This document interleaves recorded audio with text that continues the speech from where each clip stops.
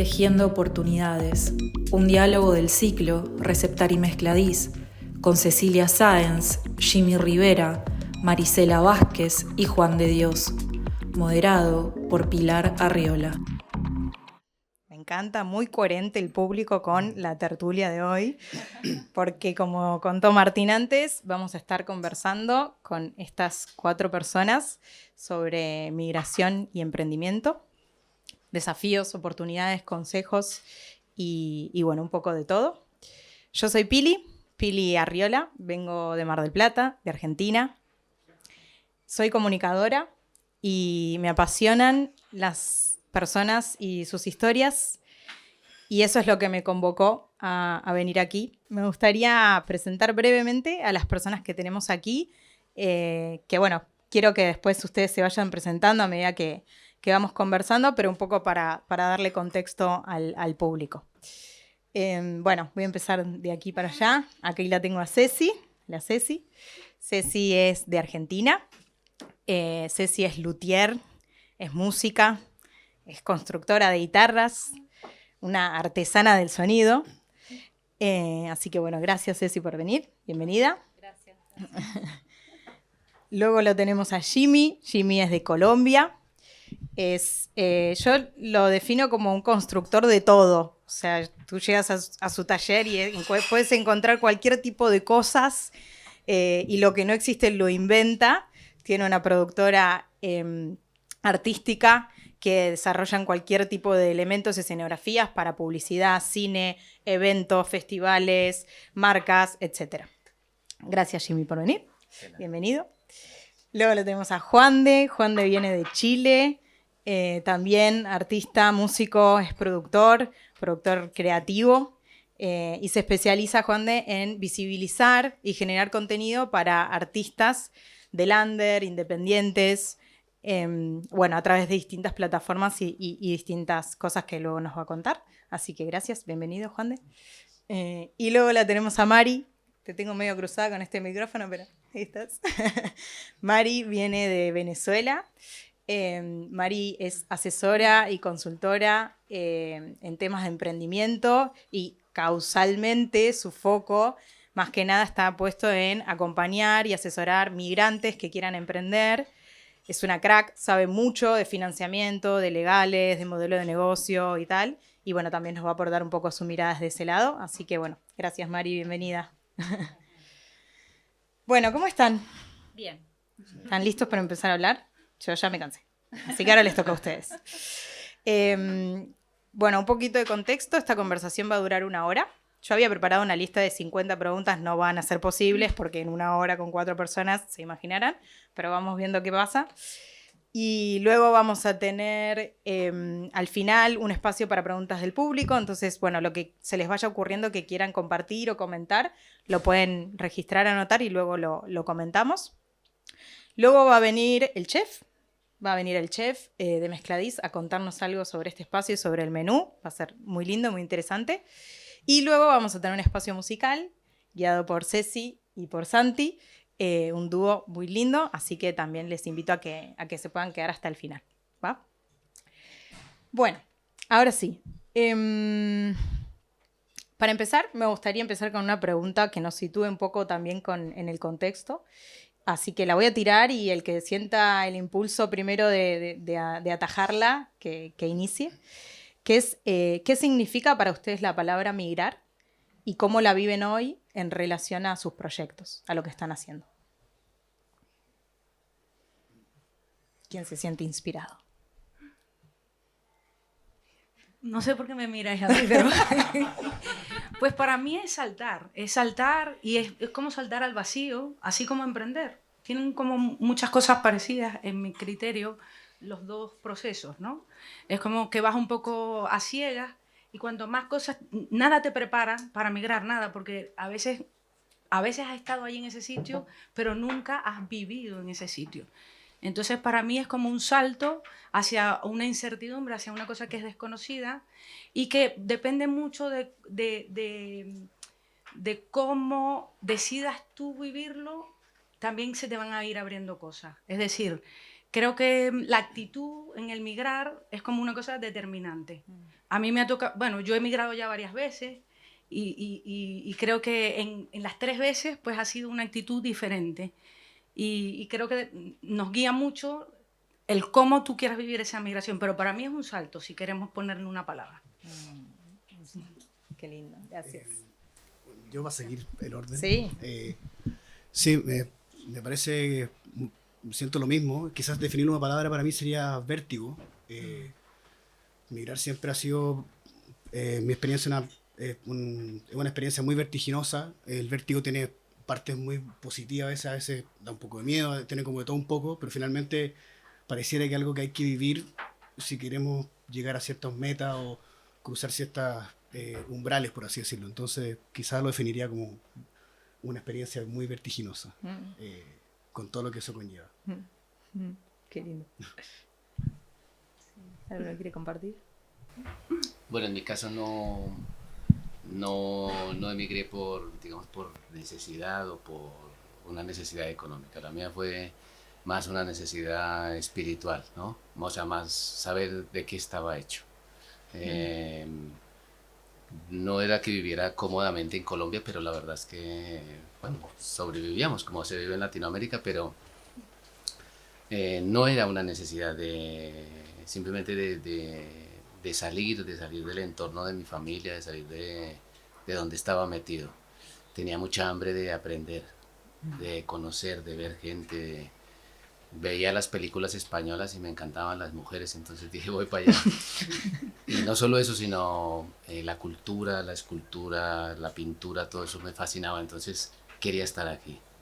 Vine por una beca estudiantil y bueno, y me quedé.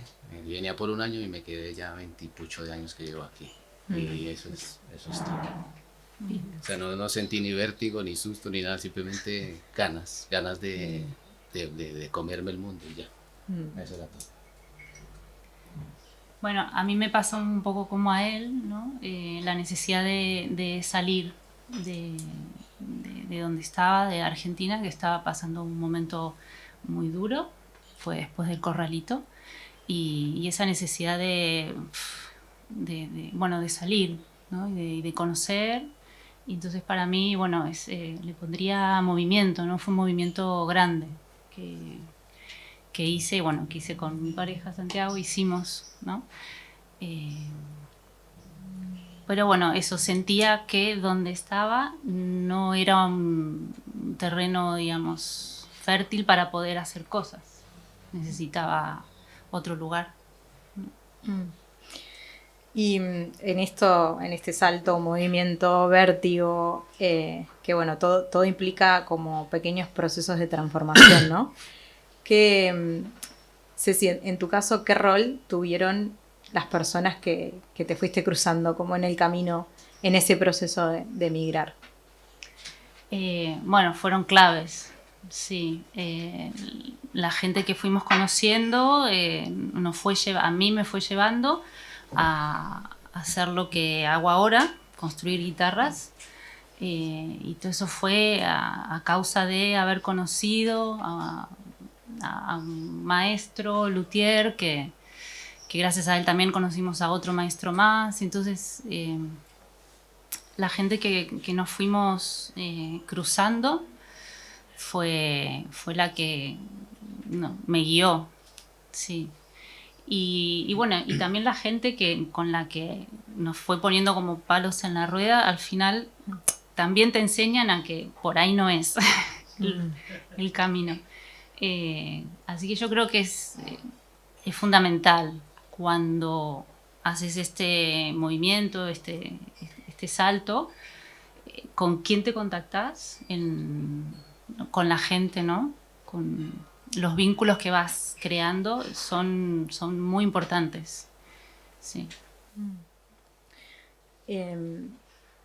Vos, Mari, ¿qué pensás de esto de los vínculos y generar redes en los lugares nuevos? Es importante, ¿no? Algo que de tu experiencia.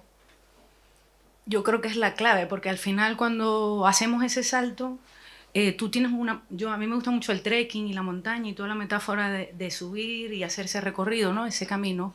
Y al final migrar es hacer un camino. Y lo único que te puedes llevar en tu mochila, que son tus habilidades, tus conocimientos, todas las vivencias que tuviste allá, pero la gente no te la puede llevar.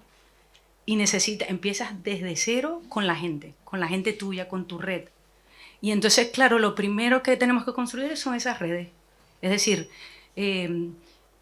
todo lo que yo he encontrado aquí es a raíz de un contacto, de alguien que he conocido. Es que no he conseguido nada que no sea a raíz de ese que me quiso apoyar, ese uruguayo que me dio el primer trabajo, esa X, ¿no? Es decir, esa persona que me llamó y me propuso un juego de mesa y yo decía, ¿qué es esto? Y ese fue mi primer trabajo aquí. Es decir, ir con mi juego bajo el brazo, ofreciendo un taller para emprendedores donde vamos a jugar y vamos a aprender de modelos de negocio. Ese fue mi primer trabajo. Pero si esa persona no me lo hubiese propuesto, yo jamás hubiese entrado en el mundo de la gamificación, ni en el mundo del emprendimiento, porque yo soy abogada y además era fiscalista y yo no tenía ningún futuro como abogada, entre comillas, aquí. Tenía que estudiar 4 años, es decir, al final las redes es lo que no te traes y es lo primero que tenemos que ponernos a hacer. Y cualquier persona que está aquí es una oportunidad para ti. Entonces creo que con esa hambre de conocer que yo vine fue lo que me salvó en cierta manera y donde fui encontrando luz y camino. Entonces las personas son claves, son lo que te va a poder sentar raíces aquí. Para mí son las raíces. Sí, sí. Juan de, si tuvieses que darle un consejo a toda esta gente que está migrando y emprendiendo en relación a... No, en relación un poco a esto de construir redes, ¿cuál sería como un primer paso o algo concreto para accionar en pos de construir estas redes que son claves? Bueno, yo creo que llegando a un lugar nuevo, cualquier tipo de circunstancia que te permita compartir con más gente, o sea, hay que entender también que somos personas, los humanos somos sociables, somos gente que necesitamos sociabilizar. A algunos les sale más fácil, a otros nos cuesta más quizás, pero sea como sea, es algo que vamos a tener que hacer y necesitamos. O sea, está comprobado que a nivel de mental, neurocientífico, por así decirlo, que la vida se prolonga más incluso estando compartiendo con gente. Entonces hay algo que es parte de nuestra base. Ahora, a la hora de llegar a un lugar nuevo, incluso antes de emprender, de instalarse, yo creo que cualquier circunstancia que te permita conectar con gente, y estoy hablando no solamente a nivel de quizá un cowork o a nivel de trabajo, de proyectos, sino que también incluso el mismo gimnasio, un club social, de lo que sea, que te permita conectar con gente que tiene gustos parecidos, porque exactamente de ahí es donde sale, de repente, tú haces esto y sabes que mi prima necesita a alguien, pum, sale algo.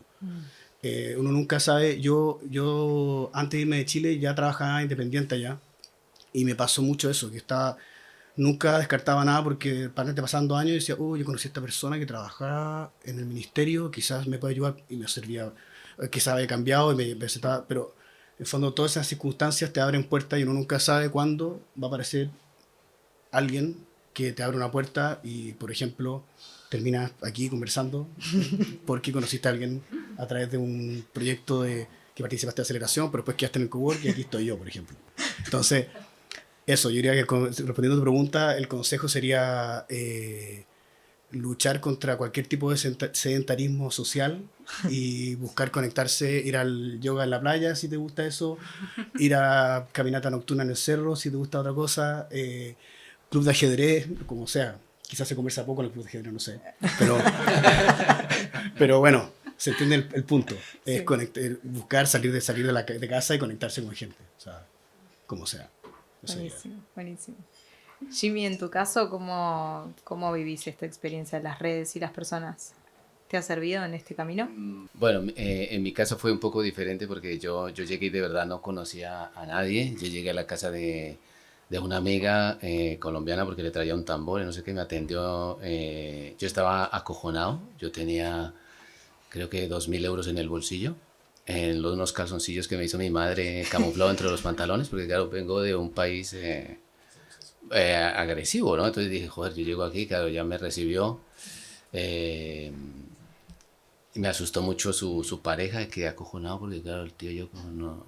Me asusté mucho, me invitaron a su casa, me llevaron a comer, yo estaba totalmente acojonado porque, o sea, en Colombia somos muy abiertos, pero no tan así.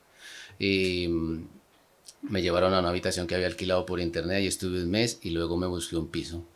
Y luego me di cuenta que los 1.000 euros o 1.500 que traía no me iban a alcanzar para nada, o sea, no para absolutamente nada. Afortunadamente en ese momento la señora que me alquiló el piso no me pidió documentos ni me pidió nada, o sea, era más flexible que en estos momentos para empezar. Ahora es fundamental tener contactos para conseguir trabajo, para conseguir un piso, para conseguir cualquier cosa que necesites. Necesitas tener a alguien y necesitas conocer personas.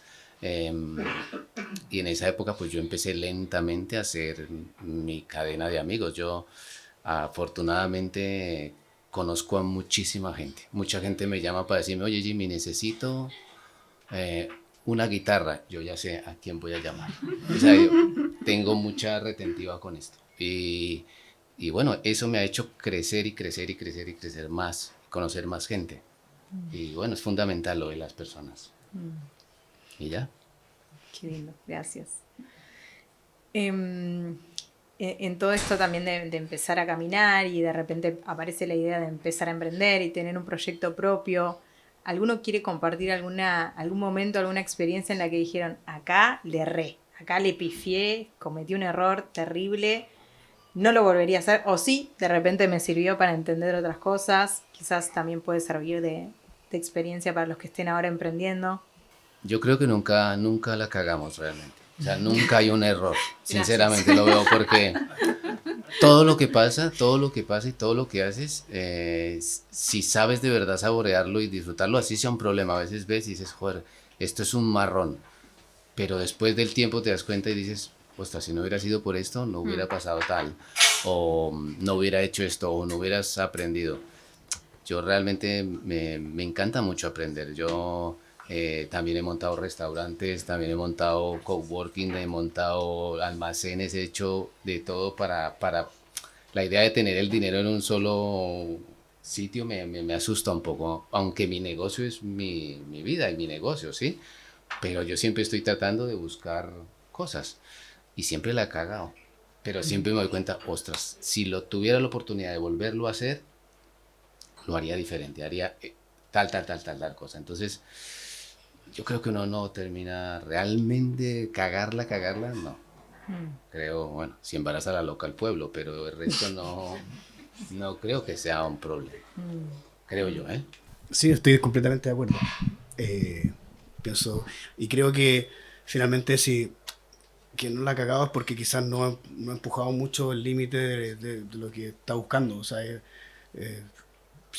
si uno se queda quieto es más fácil no cagarla. O sea, si uno se mueve ya te puedes pinchar con algo. O sea, entonces, pero si tuviera que, pienso igual que tú en el sentido de que siento que todo te alimenta y te va construyendo, no, ¿cómo vas a saber qué tan marrón es si es que no te has llevado a ese lugar? Entonces te da al menos una perspectiva, ¿no? Pero si tuviera que mencionar algunas cosas relacionadas a la migración, cuando llegué para acá, quizás tiene que ver con los prejuicios, con lo que uno cree que va a pasar, ¿cierto? Versus la realidad. Entonces, ahí está bueno también informarse antes, aunque nada te va a preparar para la realidad, ¿cierto? Entonces, es de esperarse que tú llegues a los lugares y la cagues, por así decirlo, porque es lo que toca cuando llega a un lugar nuevo. Quizás si tuviera que pasar lo nuevo, cambiaría creo que lo mejor que se puede hacer es estar súper abierto.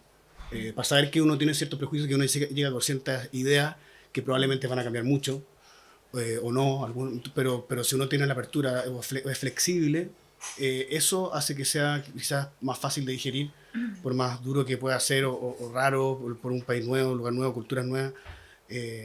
Así que eso sería como quizás una observación que dejaría. No sé. ¿Tenés alguna anécdota en donde se te haya derribado algún prejuicio? A ver, lo conversamos el otro día, probablemente sí, me han pasado muchas cosas, pero también yo soy mucho de empujar los límites, me gusta eso de sentir, ¿sabes? Como, entonces me pasan cosas constantemente, trato de manejarlo. La idea es que no sean cagazo tras cagazo y no soy tan masoquista, ¿no? Pero el otro día lo conversamos relacionado a que yo venía con cierto discurso de cómo lo que hacía, ¿cierto? Pero claro, me pasó, por ejemplo, que habían ciertos conceptos que acá no se usan y, por ejemplo, en Chile sí. Y me di cuenta que claro, realmente llevaba un año y medio hablando con gente y ocupando un concepto que acá no se ocupaba. Yo hablaba, por ejemplo, me pasó con varios temas, pero uno en particular, el tema de la curaduría, como un curador de arte, ¿cierto? Que en Chile se ocupa mucho para curar, curador musical, curador, voy a curar un evento, pero me pasó mucho acá que no se me entendía de qué iba, pero nadie me decía nada. Realmente me pasó un año y medio después que ¿a qué te refieres con esto? Y dije, bueno, no entendió, empecé a buscar una cosa que había hecho mucho antes. Hoy en día hay muchas páginas donde puedes buscar conceptos, dónde se usan, dónde se mueven, o sea, eso está. Busqué, y claro, ese concepto se ocupaba en Chile y lo tuve en México, así fuerte, nada más. Entonces, claro, dije, por suerte, pasó un año y medio que alguien me dijo algo, como nadie me dijo nada en un principio que no me entendía, pero eso pasa en ese tipo de cosas. Entonces, si tú te la curras un poco antes busca un poco, sabiendo que las cosas pueden cambiar, pero al menos saber que ciertos conceptos no se ocupan, por ejemplo, que es algo súper básico, te puede facilitar un poco las cosas y quizás ganar tiempo o no perderlo, no sé. Bien. Gracias, qué lindo. Metiéndonos un poquito más ya en temática emprender, me gustaría preguntarte, Mari, si crees que es posible emprender sin capital, o sea, sin tener dinero para invertir en un país que no es el tuyo. No quiero tirar leña porque yo me dedico a acompañar a emprendedores a conseguir financiación, justamente. Pero claro que se puede, dependiendo del modelo de negocio. O es decir, no es lo mismo hacer una plataforma health tech. Obviamente vas a necesitar programadores, vas a necesitar marketing, mucho dinero para que la gente se dé de alta en la app, a, por ejemplo, prestar servicios. Es decir, diseño web. ¿Voy a ofrecer diseño web? Pues claro que lo puedo hacer sin financiación, porque depende de ti si tú lo diseñas o del partner que te alíes para que sea el que haga la programación y tú diseñas, por ejemplo. ¿Se puede sin dinero? Se puede, sí se puede. Ahora, mantenerte en el tiempo o crecer, pues siempre vamos a necesitar cierta inversión, porque al final un negocio no es nada sin clientes. Y dependiendo de los modelos de negocio vas a necesitar invertir, tener un equipo de captación de clientes, o tú solo vas a poder llegar al volumen de gente que sea rentable tu negocio y llegar al punto de equilibrio, o invertir en marketing X. Es decir, ¿se puede? Depende del modelo de negocio, sí. Sí se puede, depende del modelo. Depende del modelo. Algunos modelos sí se puede, otros modelos no. Yo siempre soy, por ejemplo, yo misma hace 2 años decidí emprender en un proyecto nuevo en el que estoy, que se llama Moxie Solution. Y claro, al principio teníamos como una idea de este tamaño y claro, esa idea de este tamaño requería una inversión de este tamaño. Y brainstorming con mi socio, al final dijimos, vale, ¿qué podemos hacer con lo que tenemos hoy? ¿Qué podemos ofrecer con los recursos que tenemos hoy? Y así puedes empezar sin dinero. Y que sea bootstrapping y que los propios clientes te vayan pagando tu crecimiento sostenible. Yo siempre soy muy pro de este tipo de proyectos, ¿no? Empieza así y luego si vas haciendo aquí, pues diversificamos y montamos lo que sí que se pueda. Ya vamos consiguiendo empuje, tracción, pues podemos buscar inversores, ya tengo una cartera de clientes, etc, etc. Aquí Barcelona, yo tengo trabajo, pero aquí hay millones y millones de recursos que mucha gente no conoce. Y si da la oportunidad, pues comentaré algunos de ellos, pero aquí hay subvenciones, ayudas, organismos que te acompañan de manera gratuita, mentoring gratuito, programas de aceleración como el que tú y yo hemos pasado. Es decir, hay montones de recursos gratuitos que mucha gente y sobre todo los migrantes desconocemos. Cuando yo hablo con mis clientes y les digo, está esto, coge este recurso, coge el otro, aprovecha todo, es gratis. Te van a pagar un año para que emprendas. Por ejemplo, hay un programa ahora mismo para gente menor de 30 años de autoocupación que te pagan un sueldo para que tú emprendas un año entero. Eso es impensable en mi país En pocos países sucede esto y aquí lo hay en nuestra ciudad. Y claro, tenés que conocer el ecosistema, eso sería, hay que conocer el ecosistema, los recursos que tenemos y puedes emprender con todo este montón de recursos sin dinero, sí, sin duda sí. Puedes empezar en pequeño, sí, también. Lo grande no, sí necesitamos dinero, obviamente. Ceci, ¿cómo es emprender siendo luthier? Como siento que también la palabra emprendedor a veces se asocia mucho a lo digital, a la innovación, a la tecnología y bueno, en tu caso tenés un trabajo, un oficio, una profesión tan artesanal, ¿no? Y tan valiosa. ¿Cómo es para vos, bueno, para ustedes emprender desde ese lado y cómo fue ese camino de hacerlo acá también? Bueno, ese camino se me fue, digamos, brindando, ¿no? Y fue creciendo muy poco a poco. Y de hecho empezamos, bueno, como decía ella, y mientras nosotros íbamos aprendiendo, mientras yo iba aprendiendo cómo era el oficio de construcción, a la vez teníamos como una tienda de instrumentos, entonces lo que nos financiaba el aprendizaje era esa pequeña tienda que nos permitió invertir, comprar herramientas, comprar maderas, seguir investigando, seguir estudiando y aprendiendo. Pero bueno, eso fue un camino muy largo. Yo hace 20 años que tenemos el taller. Y entonces, bueno, el tema es ese crecimiento progresivo, ¿no? Y además nuestra profesión lo que tiene es que al final, por más que insistas con las redes, Instagram y todo, es más el boca en boca, la gente que viene al taller, que prueba el instrumento, es como mucho, mucho más lento. Es un camino realmente lento, sí. Todo, la construcción, todo es como otro tiempo. Sí. Claro, otros tiempos distintos a los de ahora. Sí. Pero bueno, un poco eso, ¿no? Íbamos combinando la tienda es tienda-taller. Entonces, bueno, eso nos fue dando ese pequeño capital que fuimos invirtiendo y creciendo. Ahí investigando un poquito en su web y en su proyecto, veo que muchos músicos y músicas tienen guitarras Santiago de Cecilia. ¿Querés compartirnos alguna historia particular o especial que te haya marcado de algún músico o música que haya conectado de manera particular con tus guitarras? Generalmente nuestro sistema de trabajo es que nosotros hacemos guitarras y siempre tenemos guitarras en el taller. Entonces el músico se acerca al taller y prueba el instrumento, ¿no? No es, por lo general la gente se imagina que trabajamos por encargo, por lo general no. Entonces cuando viene el músico al taller y prueba unas guitarras, a veces es como un encuentro mutuo, digamos, músico, instrumento, como que se encuentran y eso es algo como que pasa, es espontáneo, ¿sí? Digamos, el músico viene buscando un instrumento, ¿no? Pero bueno, siempre prueba y todo. Pero hay momentos en que agarra uno en particular y es como que no lo puede soltar.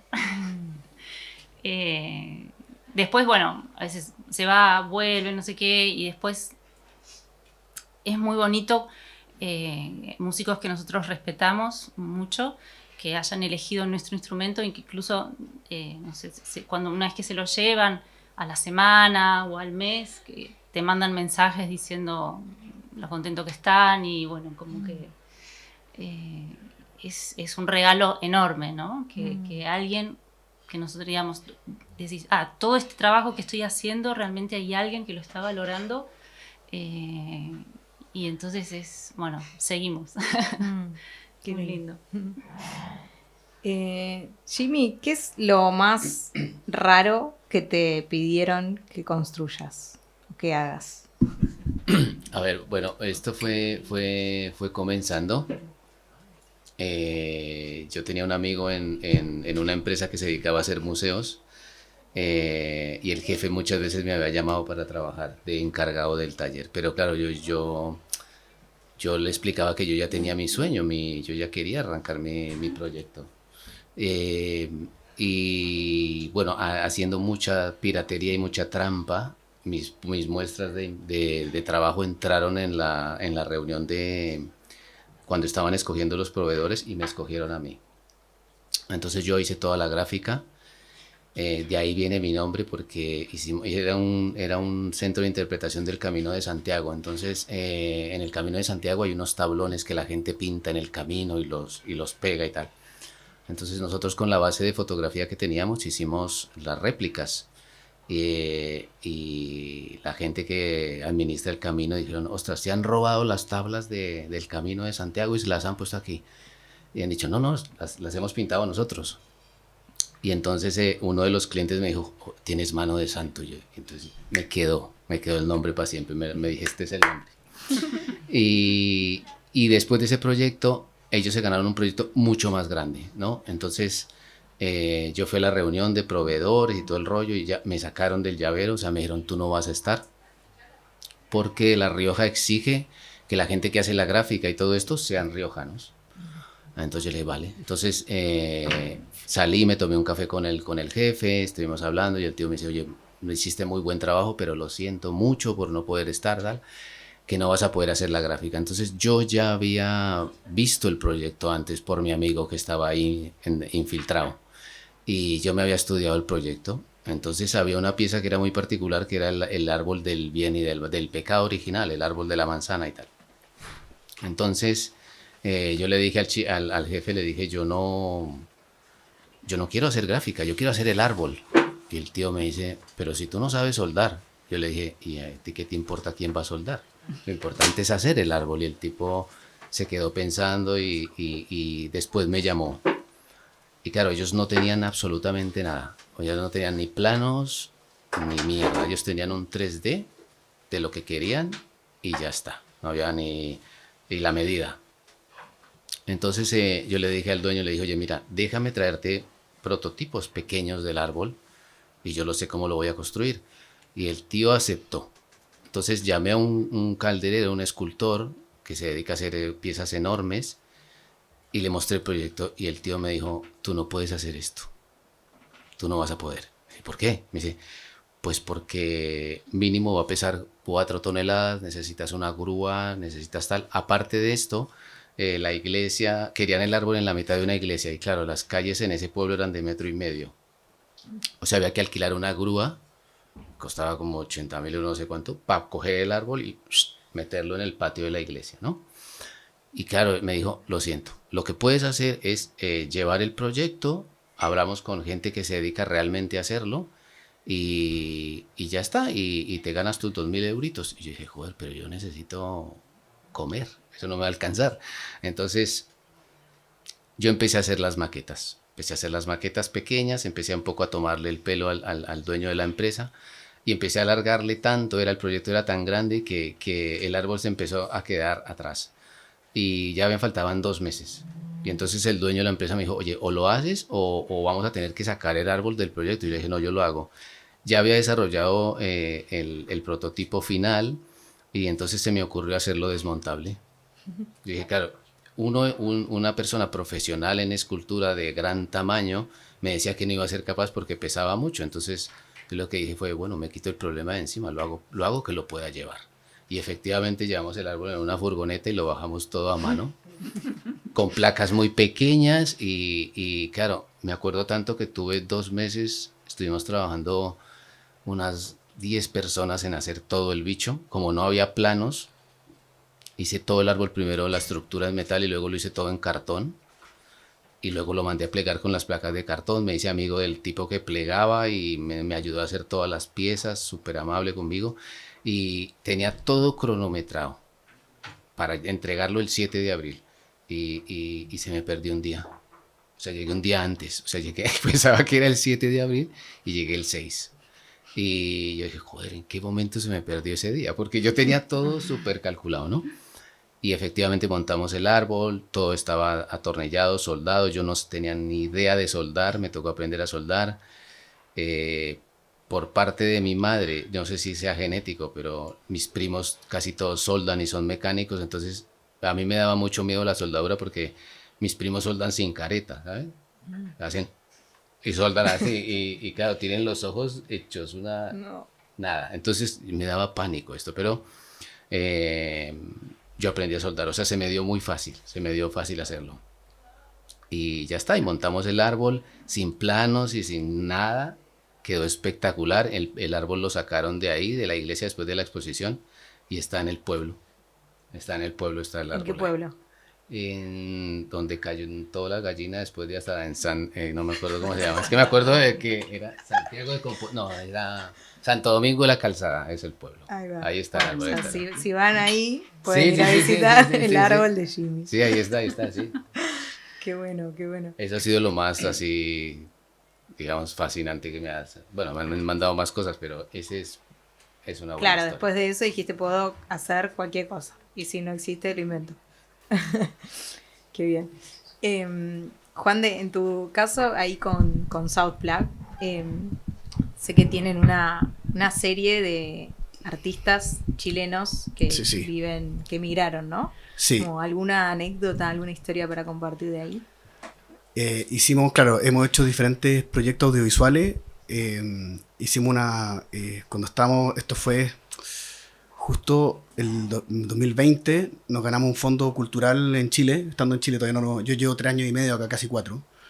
Y llegué el 2021. Esto fue a fines del 2019, comienzo del 2020, nos ganamos un fondo cultural que nos permitía producir una docuserie, la cual la queríamos enfocar en artistas dentro de la escena electrónica local chilena. ¿Y qué pasó?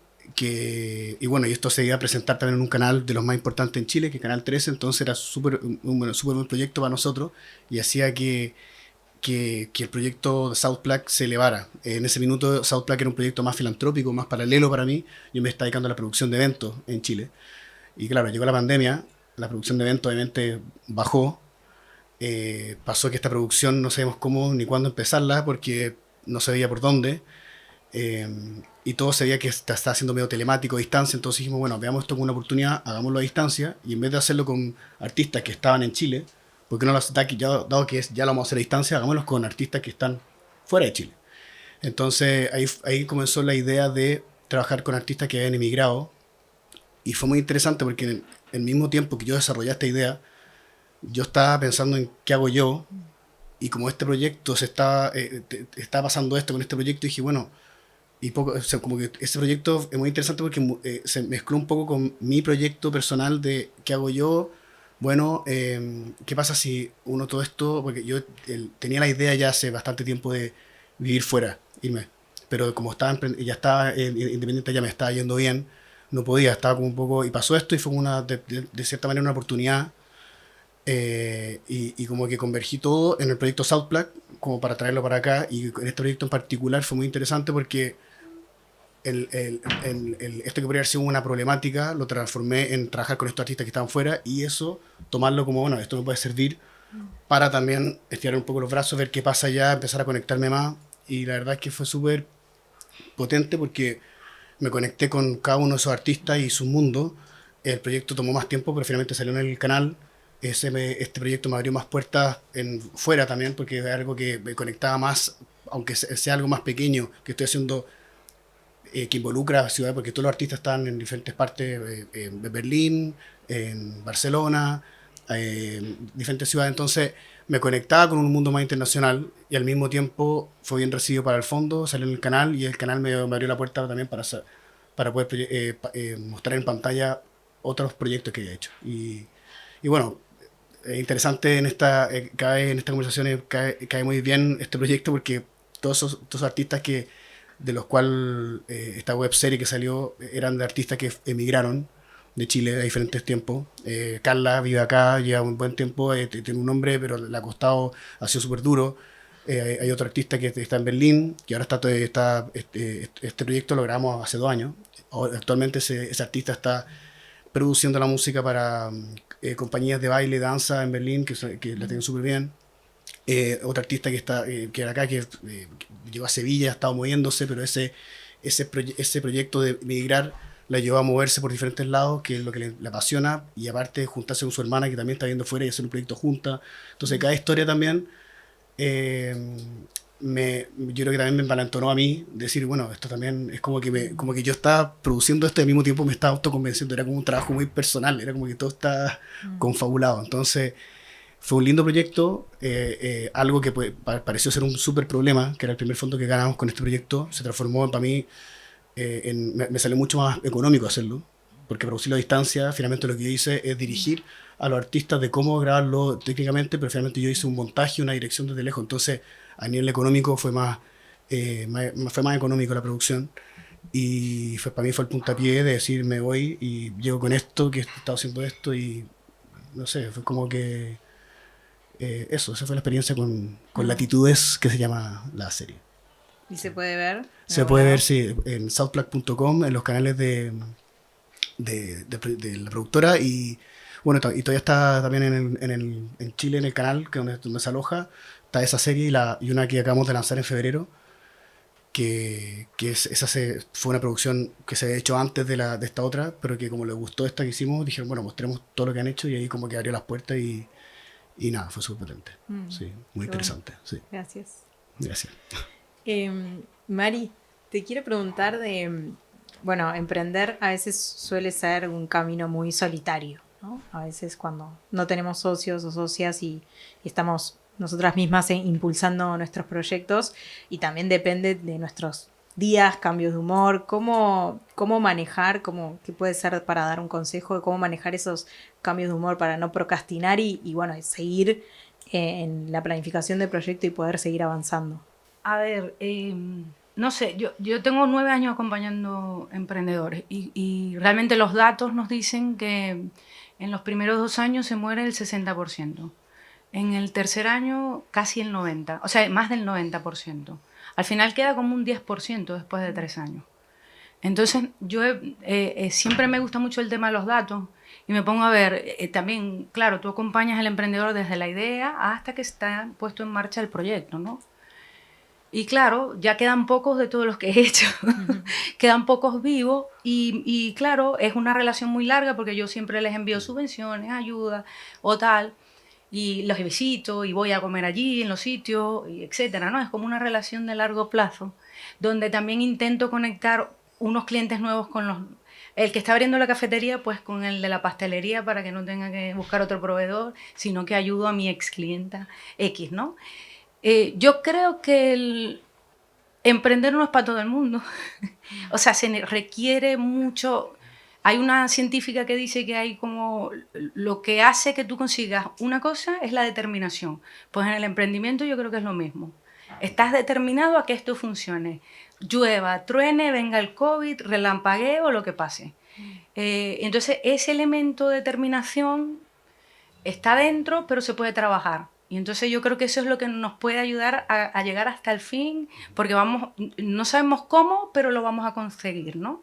Y si esa es la mentalidad, pues ese sería el consejo. Hay que trabajar esto lo voy a conseguir, esto no todo el mundo puede, no todo el mundo lo consigue, porque al final el dinero, necesitamos subsistir, hay que pagar las cuentas. Y claro, por eso también hay cosas que nos pueden... Consejos, hay que tener una tesorería, no seas tan optimista. Imagínate el peor escenario, ¿qué va a pasar si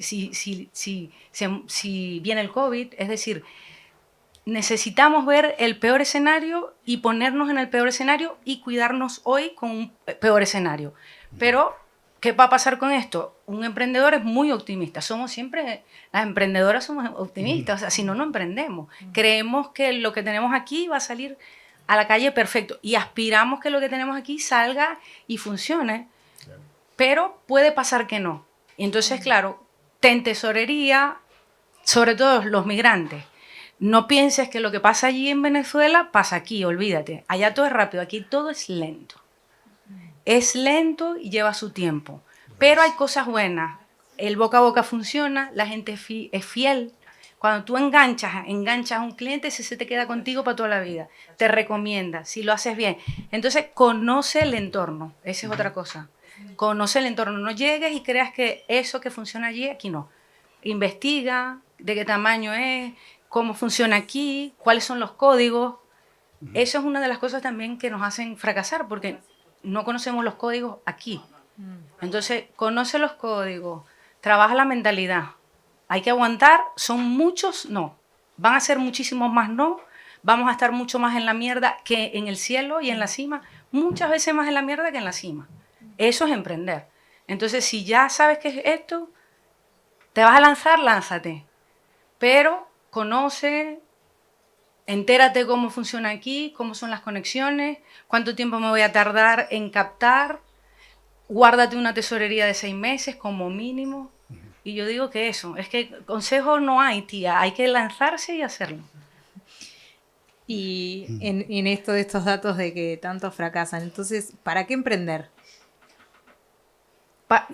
Yo creo que para crecer, para aprender que ese no es, pero viene el siguiente. Y no eran las velas, es el juego no era el juego de mesa en mi caso, sino acompañar a los emprendedores a conseguir la financiación. ¿Entiendes? Es una necesidad interna. Claro. Que yo quiero que esto que está aquí ayude a otra persona. Y nadie te va a parar, porque yo quiero acompañar muchos emprendedores a conseguir la financiación. O sea, yo estoy haciendo una acción que le va a ayudar a otro al final. Estoy solucionando un problema. Y por eso mucha gente fracasa, porque no está solucionando nada.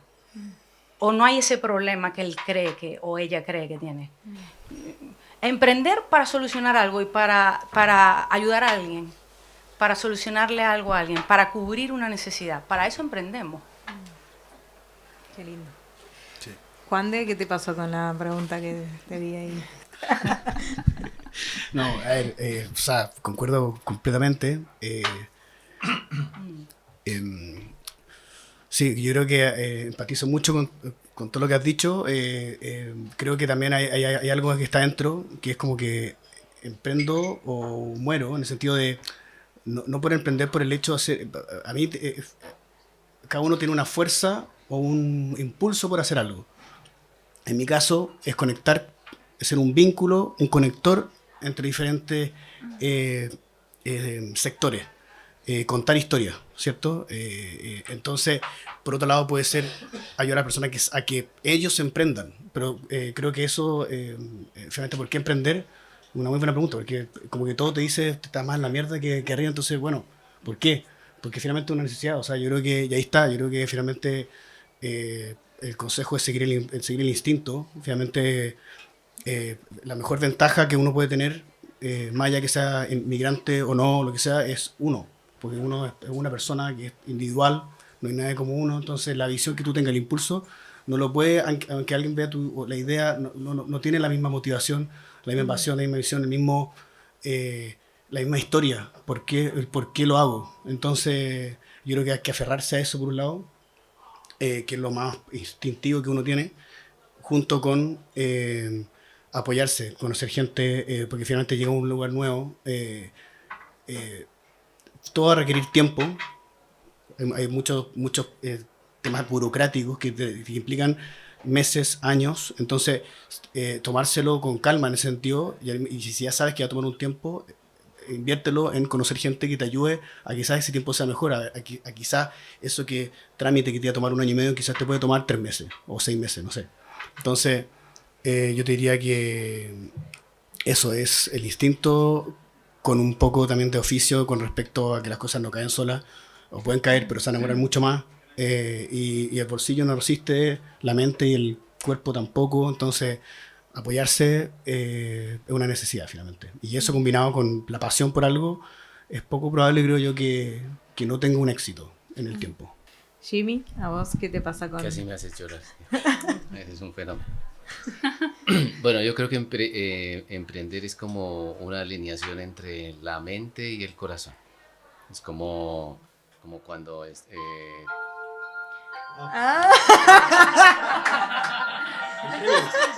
Se alineó la mente. Increíble.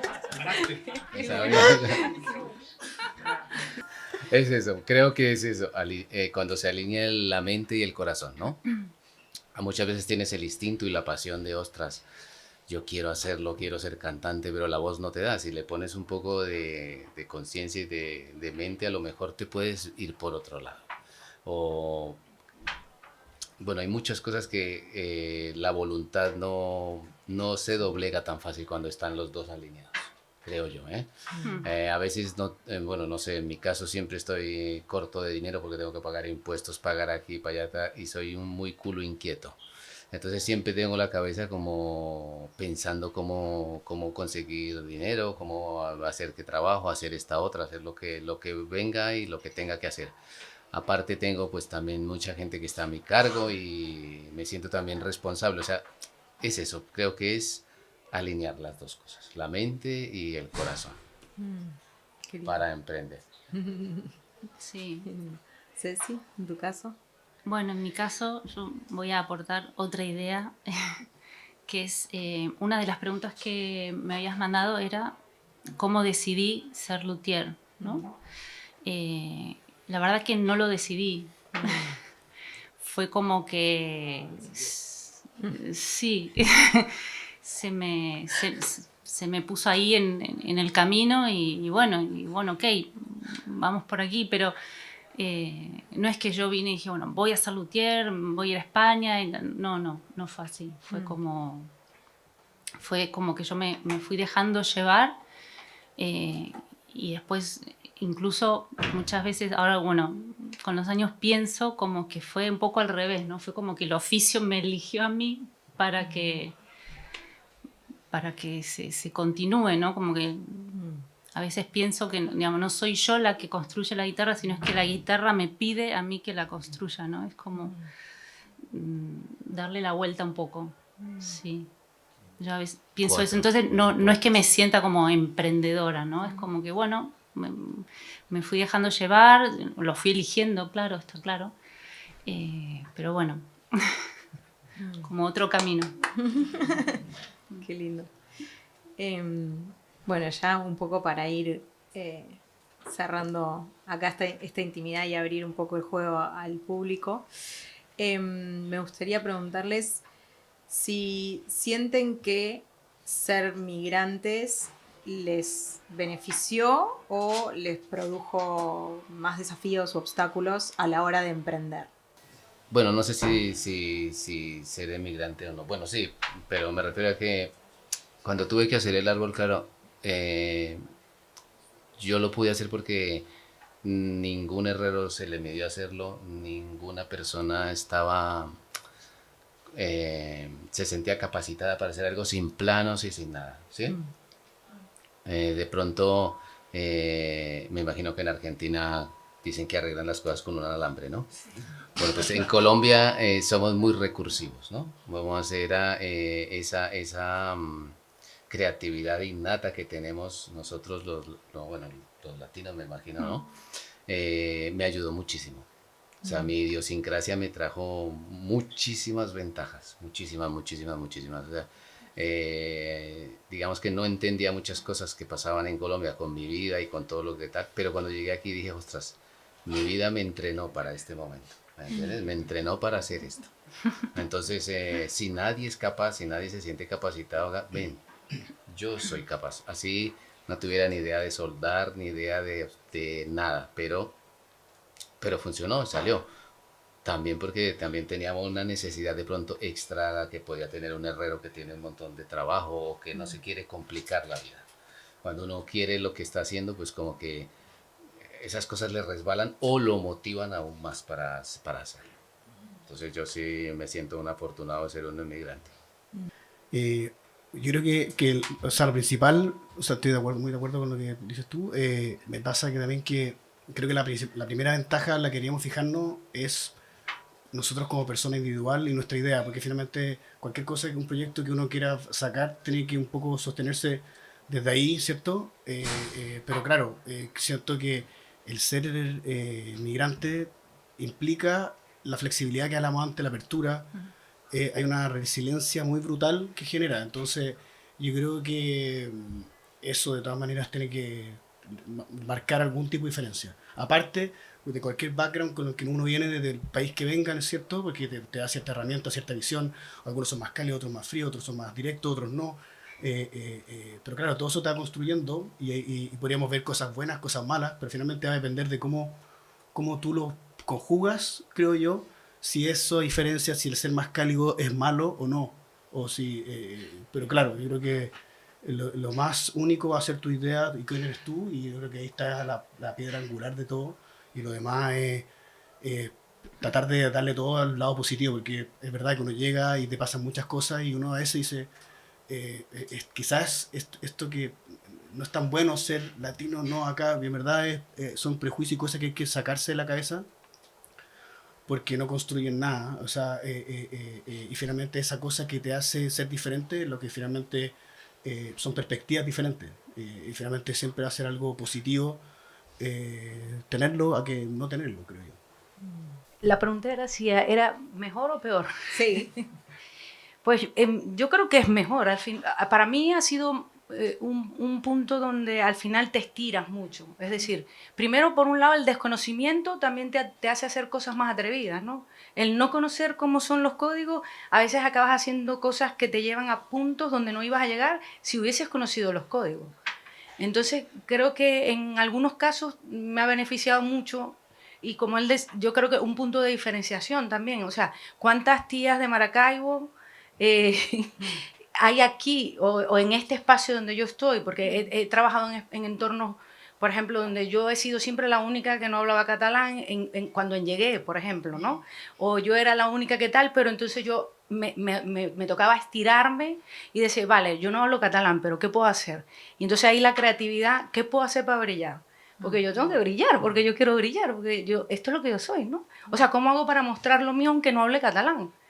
Y allí ese estiramiento nos lleva a puntos donde una persona que está aquí quizás no se tiene que estirar tanto porque lo tiene más, todo está como más dado, ¿no? El no estar dado, el desconocimiento de las reglas y del entorno te ayuda a hacer cosas que de otra manera no las ibas a hacer. O yo en mi país, por ejemplo, jamás me hubiese imaginado que yo iba a estar con un juego de mesa bajo mi brazo y ese iba a ser mi trabajo. O sea, jamás. Y eso me llevó a poder ahora acompañar emprendedores, porque yo después de 150 emprendedores que jugaron con mis juegos, me di cuenta, ay, aquí a nadie le acompaña, nadie de manera personalizada. Está todo esto, pero la gente se tarda 6 meses haciendo un plan de empresa. Y yo se lo hago en 2 semanas. Mira, aquí hay un hueco. Y claro, pero yo fui con mi brazo 3 meses para que me... Entonces, lo hacía porque nadie me conoce y yo no tenía ningún límite, podía hacer todo. Y yo creo que al final fue un beneficio porque si no, no hubiese llegado hasta aquí. Bueno, es la energía con la que venís, ¿no? Con la energía, ¿no? Al hacer ese movimiento tan grande, claro, uno llega a ese lugar nuevo y está muy en movimiento, ¿no? Con todas las antenas prendidas, mirando, ¿no? A ver cuál es la oportunidad, que es muy distinto que alguien que esté aquí de siempre, como en su zona de confort, ¿no? Es eso, creo. Gracias. Qué lindo. Gracias por todo eso. Bueno, si les parece, abrimos un poco preguntas al público. Hola. Sí. No, yo sí quería preguntar cómo imaginan ustedes que, bueno, ustedes hablamos de la importancia o el concepto de comunidad, ¿no? De comunidad y esa cuestión de conectar. Creo que estábamos todos de acuerdo en eso, ¿no? El boca a boca funciona muchísimo, lo que emigramos y comenzamos de cero, que creo que Pili había puesto en su presentación, lo que alguna vez tuvieron que empezar con una mochila de 20 kilos de cero. Sabemos que conectar con gente es súper importante, pero ¿cómo hacemos ante la presión que yo creo que muchos y muchas vemos del individualismo en la sociedad, ¿no? Y muy pregonado también mucho en gran parte de las redes sociales, de que no necesitas a nadie, de que puedes solo, de que yo por lo menos veo mucho eso y veo también un colapso, ¿no? Cultural, ¿no? Que es ese ese abismo, ¿no? De los rituales, ¿no? De lo que nos mantiene unidos, o sea, de muchas cosas de la cultura que van hacia un individualismo y no hacia un concepto comunitario. Entonces, yo creo que, bueno, algo como esto, que yo recién lo conozco también, eso, ¿no? ¿Cómo podemos hacer para crear nuevas herramientas que articulen eso, digamos, de nuevos espacios de comunitario y conectar? En mi opinión, yo creo que hoy en día estamos demasiado invadidos con mucha información a nivel digital, bueno, por todos lados. Yo creo que hay que yo buscaría mucho en el mundo real, físico, tangible, porque podemos estar, sobre todo emprendiendo, te toca estar muchas veces haciendo cosas, incluso hay ciertos trabajos que podrían no salir de casa y no ver a gente, por ejemplo. Creo que hay que buscar en el mundo físico real, en lugares porque hay lugares que tú vas a entrar a ciertos coworks o bibliotecas donde nadie comparte con nadie, pero van en otros perfiles de lugares para trabajar, por ejemplo, compartidos, en donde sí hay actividades, hay cosas que pasan, que son genuinas, que son reales, que son de conexión. Entonces yo creo que, y yo en mi experiencia eso pasa más en el mundo real, físico, que en el digital. No es que no pase, pero no sé, yo necesito igual tener esa cosa, ese contacto físico. Nosotros llegamos para acá y Billy hizo un ejercicio de respiración al principio, que yo no sabía qué le íbamos a hacer, pero fue súper positivo antes de hecho de partir. Fue como que, no sé, y ese tipo de cosas no pasan en las redes sociales o en general, no sé, como yo buscaría más en ese tipo de instancias, porque ese tipo de instancias te presenta, por ejemplo, el gimnasio, por así decirlo, yo antes hablaba del gimnasio como un lugar, o cualquier tipo de actividad física, ya te permite un espacio donde va a conectar con gente, te va a reír, cada uno hace trabajos quizás totalmente diferentes, y te da una conexión real física que te permite conectarte con gente, no desde ni siquiera un pitching de ideas o tener que ir a vender, sino que el deporte, si hoy estoy cansado, no sé, va por otro lado. Luego está también de la ayuda personal activa y diferentes instancias donde te ofrecen ayudas que son gratuitas o conversatorios como este, en donde puedes conectar ya desde un lado mucho más de necesidades de trabajo. Entonces yo buscaría en el mundo físico real, porque hay gente que va a estar acá, muchos tienen las necesidades parecidas o se complementan, entonces creo que tiene más fructífero. Al menos a mí me ha pasado de esa manera, que es más fructífero, más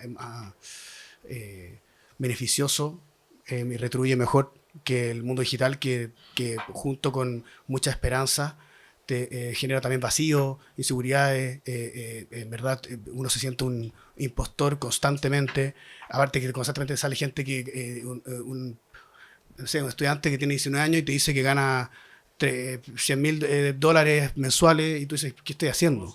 ¿Qué estoy haciendo yo? Documentales de artistas que están emigrando por Europa, que aparte no son conocidos, no son de mainstream. Entonces como que, bueno, somos mucha gente en el planeta y los que estamos aquí claramente hay una búsqueda diferente. Entonces yo creo que el lugar físico, la distancia física es clave.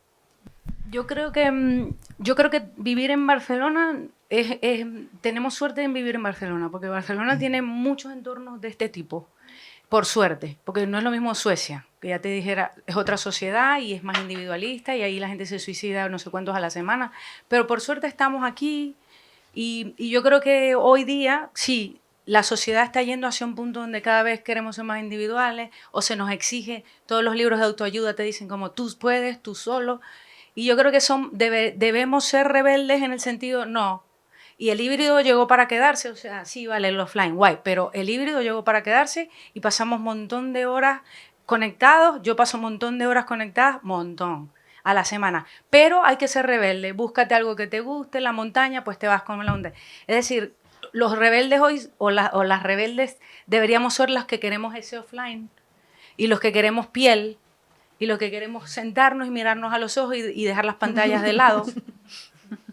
Y más cosas, obviamente que no las vamos a comentar aquí. Pero creo que estamos en un entorno que nos permite eso todavía. Y hay que aprovecharlo y cogerlo bien fuerte y no soltarlo y no abandonar esos espacios. Es decir, que estéis aquí toda esta cantidad de gente me alegra porque, mira, no sé, yo no soy ninguna influencer, al menos yo no. Pero bueno, estamos aquí mirándonos a los ojos, hablándonos. Y vamos a seguir aprovechando estos espacios, vamos a seguir siendo rebeldes, los emprendedores los que más. Gracias. Bien. ¿Yo? ¿Alguien más? ¿Algún comentario, pregunta? ¿Algo para compartir?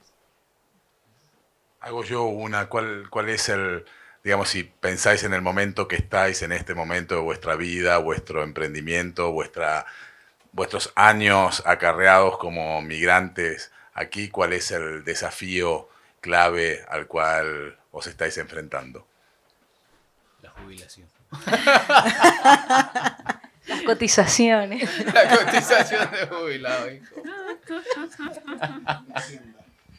Uy, Hacienda.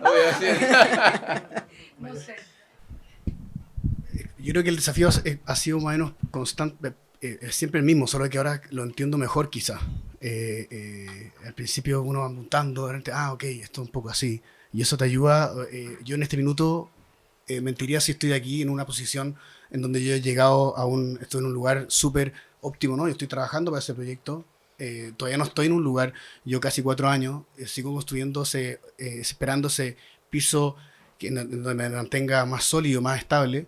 Entonces sigo en esa misma búsqueda. Yo creo que lo que va cambiando un poco es el foco, el orden. Entonces yo diría que hay que, como dice un colega músico en Chile, hay que resistir y permanecer.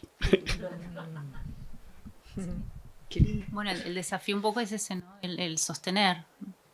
Y porque nos pasa a todas, ¿no? Y a todos, que ya hay momentos que decís, uy, ¿qué estoy haciendo? O esto no se va a acabar, pero bueno, ¿no? Es ese confiar y seguir sosteniendo y apostando lo que estás haciendo, ¿no? Pero bueno, momentos inestables siempre hay. Pero bueno, hay que seguir. Hay que seguir.